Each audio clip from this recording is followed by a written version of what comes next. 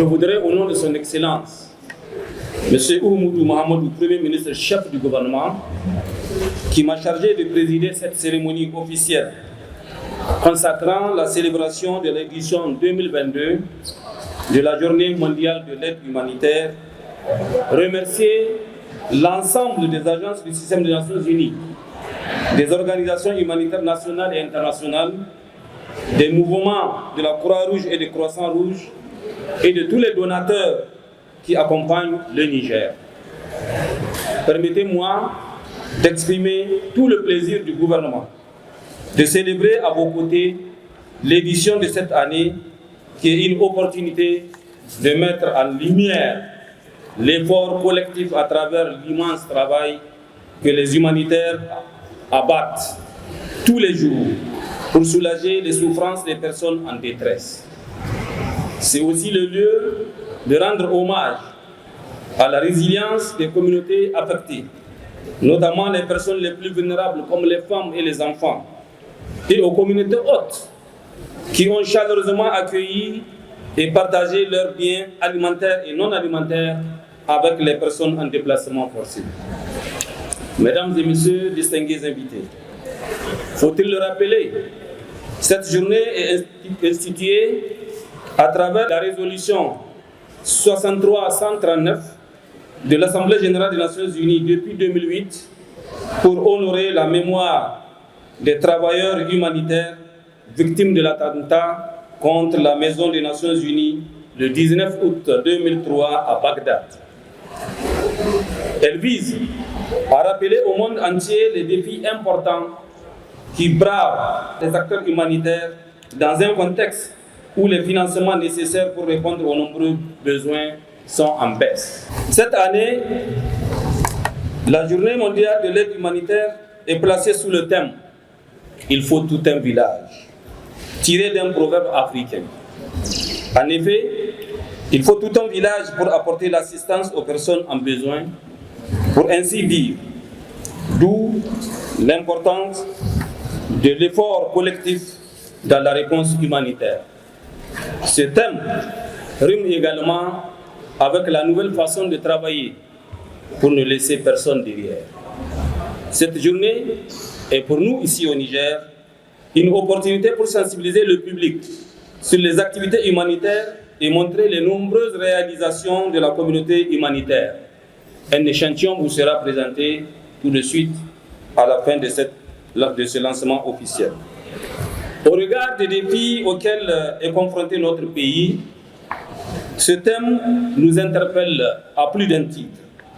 En effet, alors que nous célébrons cette édition, les inondations consécutives aux fortes précipitations enregistrées depuis le début du mois de juillet 2022 ont affecté près de 76 000 personnes, ont causé la mort de 35 personnes, 51 blessés, ainsi que l'effondrement de 8 215 maisons au 17 août 2022.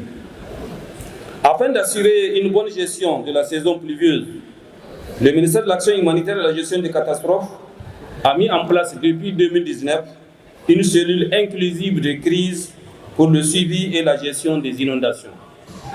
Malheureusement, ces inondations ont lieu au moment où nous traversons l'une des périodes de soudure les plus difficiles de ces 10 dernières années.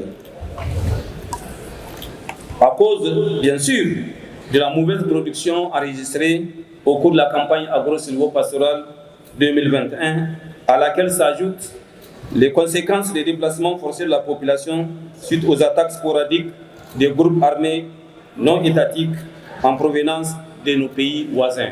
Cela fait plus de 600 000, comme vous l'avez vu, dont 250 000 réfugiés. Mesdames et messieurs distingués invités, c'est le lieu aussi de réaffirmer l'engagement de son Excellence Mohamed Bazoum, président de la République, chef de l'État, à poursuivre la lutte sans merci pour renforcer la sécurité dans toutes les zones impactées en vue de mieux assurer les retours volontaires des personnes déplacées internes dans leur village d'origine, comme c'est le cas depuis plus d'un an dans les régions de Difa et Tillabéri.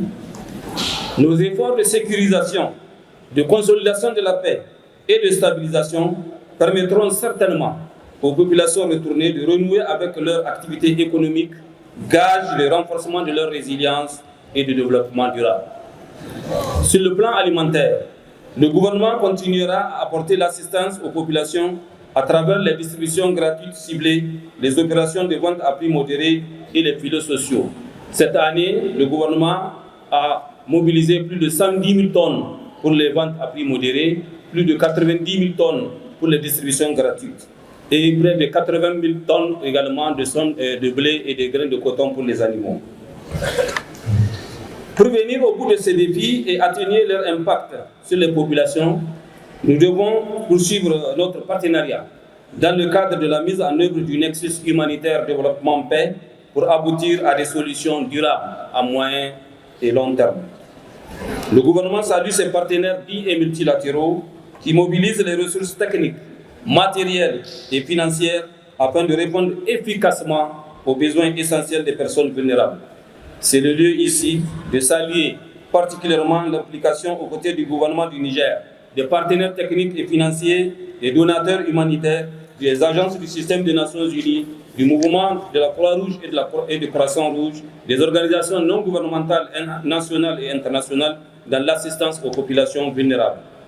Je puis vous rassurer de l'entière disponibilité du gouvernement à renforcer ce partenariat stratégique qui est établi entre nous. Mesdames et messieurs distingués invités, je ne saurais terminer mon allocution sans vous témoigner toute la gratitude du peuple nigérien pour les efforts que vous déployez pour son mieux-être. Sur ce, je déclare lancer les activités entrant dans le cadre de la commémoration de la Journée mondiale de l'aide humanitaire au Niger. Vive la solidarité internationale, vive le Niger. Je vous remercie de votre aimable attention.